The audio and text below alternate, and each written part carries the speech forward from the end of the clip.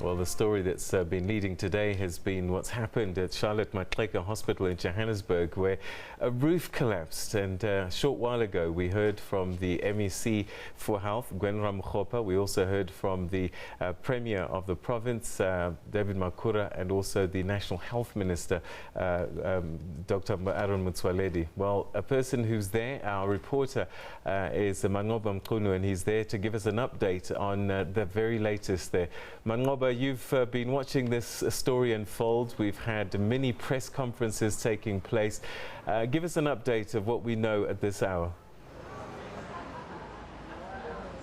Well, Peter, what we do know at this hour, stemming out from that press briefing that we had with the Health MEC as well as the Health Minister and the Premier, is that at this stage they're saying that everybody has been accounted for and that all the patients that were believed to have been affected by this roof collapse have now been treated. They've received the treatment that they required, and that some of them have even been discharged to go back home. And they're also saying that at this stage it looks as if this area will still be cordoned off, as they're still trying to remove the concrete slabs that had collapsed, that had caused the roof to collapse. And they're saying that at this stage they're going to look for alternative entrances where public members will be able to gain access to the hospital to try and see their relatives who are still inside here. But at this stage they're saying that there certainly has been no more injuries than what was initially reported, saying that indeed it seems as if there was a bit of negligence also on the part of the construction company that was tasked with doing this job.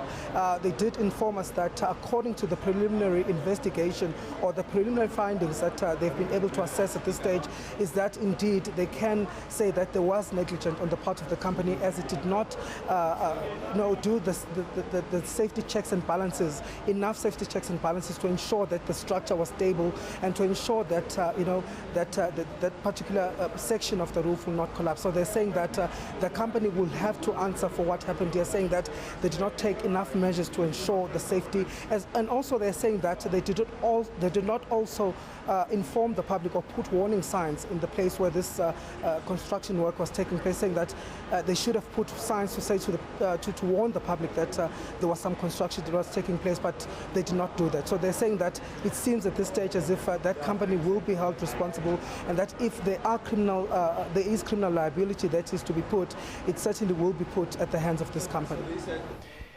There's been no word from the construction company itself, Mangoba.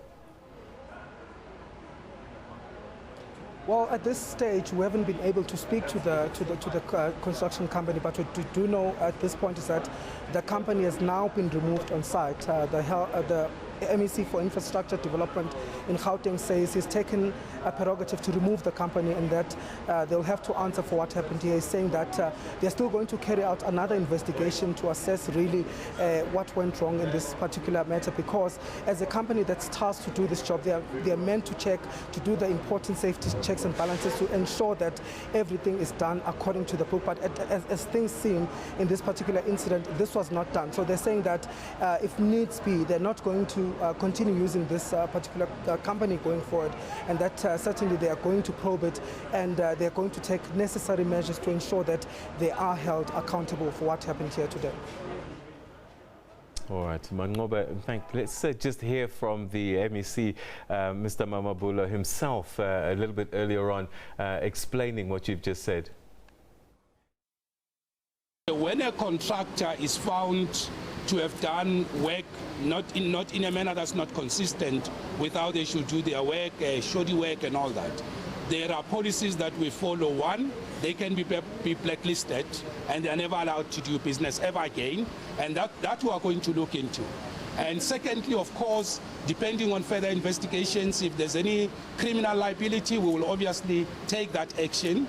We are not going to leave any stone unturned, I can assure you about that, and we're not going to blink on this matter.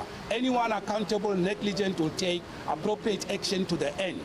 So that's what we're going to do. At this point, if this contractor, we can see we're already removing them from site. So already we have taken concrete action. So if we're found they've done something wrong, they'll never do business with us in future and with government in general. All right, Mangoba, I suppose the good news from this is that there have been no fatalities, and it seems that everyone that was injured is getting the help that they need.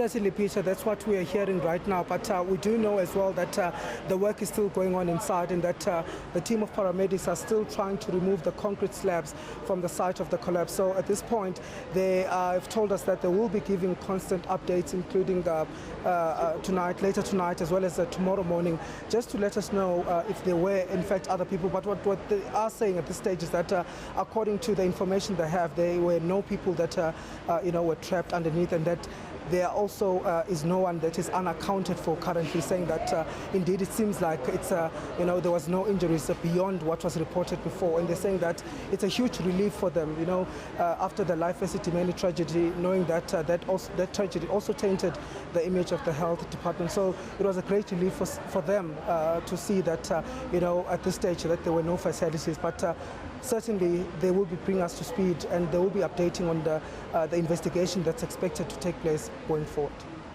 Mangoba, thank you very much indeed. That's where we're going to leave it with Mangoba for the time being. Now, Francis, this story I'm sure is still going to run for a couple of days. I was hearing rumours, not rumours, murmurs a little bit earlier on that the Democratic Alliance had been suggesting that they raised concern about the structural viability of this roof as early as last year. So if that does play out, maybe there's more to it than just the contractor. Yeah, we heard from our reporters earlier that staff members have been complaining. So I think this investigation, even though there's strong words about the contractor tonight, will also have to focus on the actual structure of the hospital. And I don't know what you thought, but it was interesting how quickly as very senior health officials got to the scene, and David Makura emphasizing that the health minister had gotten off a flight, he had rushed there, which seems, if people's lives are in danger, that's what they have to do. It's strange that he was emphasizing that, but he had been asked a question about Life Esidimeni, so saying that they want to learn from that, and I guess health structures, health in various provinces is under the spotlight after that tragedy. Yeah, but just to let you know that the big story is the hospital continues to function. So if you need medical assistance, this collapse hasn't affected the function of the hospital in any way.